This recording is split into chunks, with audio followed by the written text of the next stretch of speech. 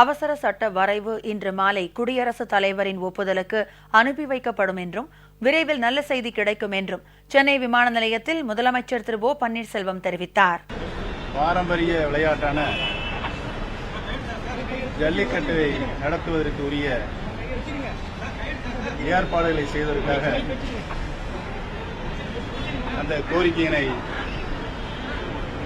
நேற்று காலை மாண்புமிகு பாரத பிரதமர்களை சந்தித்து கோரிக்கை வைக்கப்பட்டது. கோரிக்கை வைக்கப்பட்டதின் அடிப்படையில் ஒரு நாள் அங்கேயே நான் தங்கியிருந்து சட்ட வல்லுநர்களை கலந்து ஆலோசித்து ஜல்லிக்கட்டை மீண்டும் நடத்துவதற்குரிய அவசர சட்டத்தினை சட்ட திருத்தத்தினை கொண்டு வருவதற்குரிய ஏற்பாடுகளை நேற்று அதற்குரிய முன்னேற்பாடுகளை செய்து முடிக்கப்பட்டிருக்கிறது. உரிய முன்மொழிகள் தயார் செய்யப்பட்டு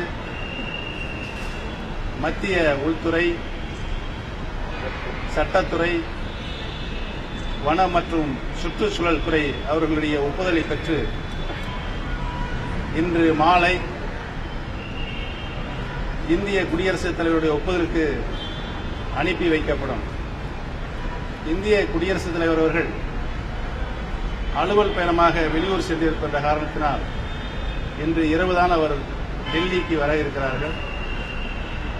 நாளை இந்திய குடியரசுத் தலைவர் அவர்கள் ஒப்புதல் பெற்று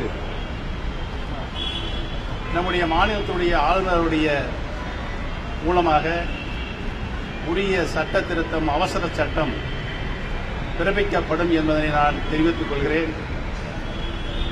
தமிழக மக்கள் மட்டுமல்லாமல் உலகத்திலே வாழ்கின்ற அத்தனை மக்களுடைய விருப்பத்திற்கு ஏற்றபடி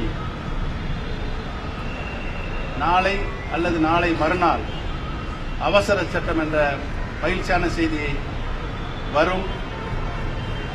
உறுதியாக தமிழகத்தில் ஜல்லிக்கட்டு நடைபெறும். மாணவர்களும் இளைஞர்களும் எதிர்பார்த்த